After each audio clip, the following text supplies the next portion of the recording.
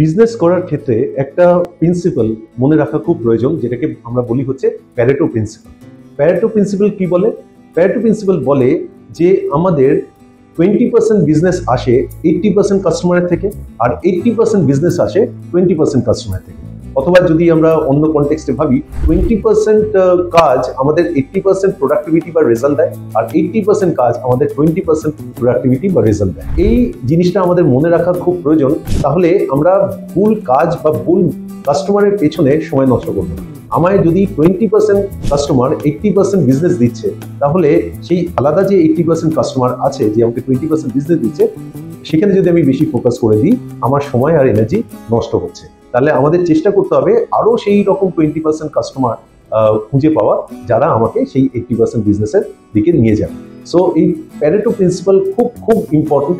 এই যখন আমরা বিজনেস করি, এই মানসিকতা বা এই থটটা রাখাটা কিন্তু খুব প্রয়োজন।